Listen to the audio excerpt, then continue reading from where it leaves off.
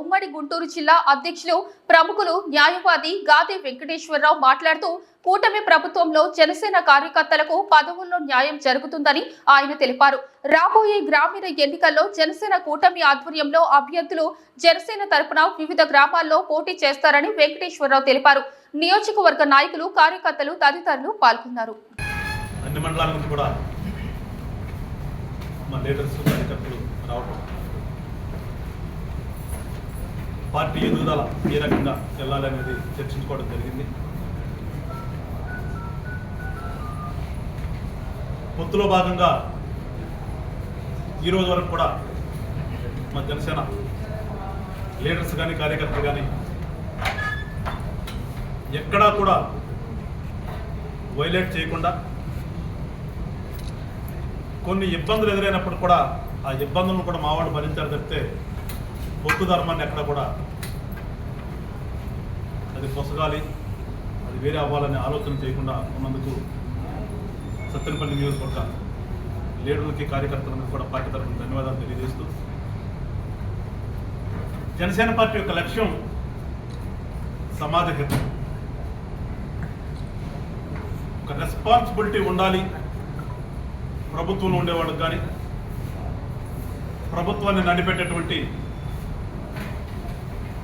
Executive అలా employees గారు అనే ఆలోచనతోనే జనసేన పార్టీ స్టార్ట్ అయింది.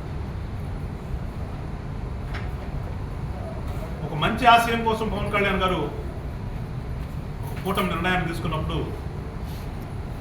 చాలామంది రకరకాలుగా మాట్లాడినప్పటికీ కూడా రాజకీయమంటే మనం ప్రజలకు సేవ చేయటమే కానీ, రాజకీయమంటే నాకు అధికారమే ఉండాలి అనేది కాదు అని నిరూపించాడు. అదేవిధంగా ఈరోజు కూడా జనసేన పార్టీ నాయకులు కానీ, కార్యకర్తలు కానీ మాకు సమాజం ఫస్ట్, మా పదవులు నెక్స్ట్ అనే విధంగానే ఈరోజు కూడా పనిచేస్తాం.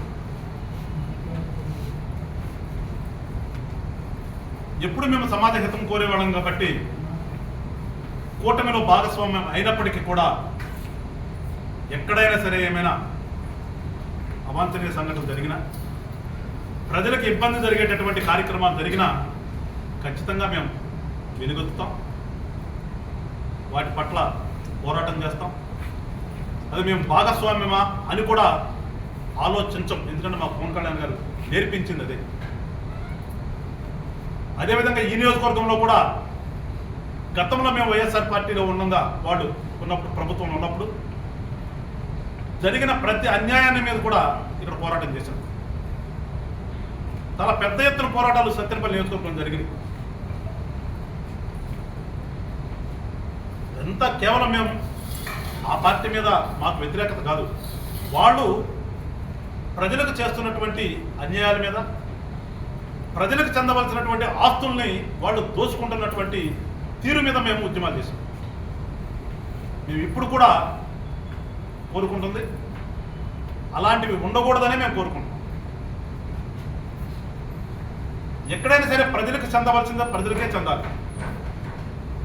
ప్రజలకు చెందవలసిన దాన్ని మేము అక్రమంగా దోచుకుందాము అనే ఆలోచన ఎవరు చేసినా కానీ జనసేన పార్టీ యొక్క రెస్పాన్స్ గతంలో ఉన్నట్టుగానే ఇప్పుడు కూడా ఉంటుందని చెప్పేసి నియోజకవర్గ ప్రజలందరూ కూడా తెలియజేస్తారు. ఎందుకంటే మరొకసారి చెప్తున్నా, మాకు ప్రజలు ముఖ్యం, సమాజం ముఖ్యం.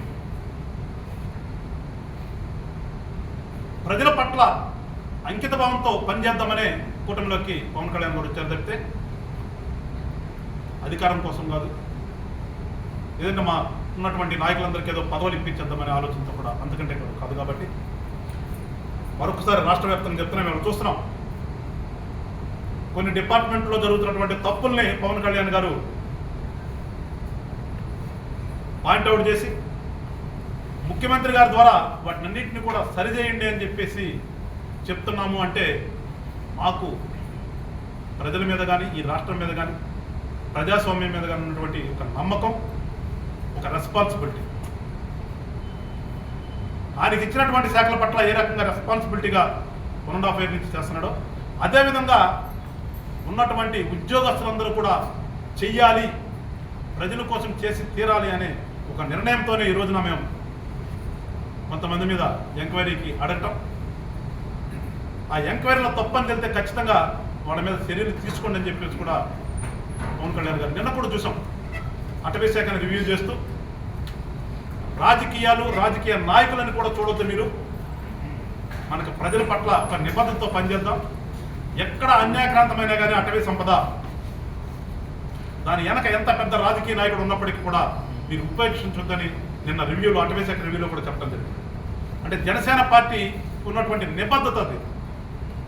సమాజం పట్ల మాకున్నటువంటి ప్రేమ కానీ, ప్రజల పట్ల మాకున్నటువంటి ఆప్యాయత కానీ, ప్రజలకు మంచి జరగాలి, ప్రజాస్వామ్యంలో సంపద అందరికీ కూడా ఎవరి రేషియో ప్రకారం వాళ్ళకి వెళ్ళాలి అనే ఆలోచనతో ముందుకెళ్తున్నాం. కాబట్టి ప్రజలందరూ కూడా గమనించి జనసేన పార్టీని ఆశీర్వదించమని చెప్పేసి కోరుకుంటూ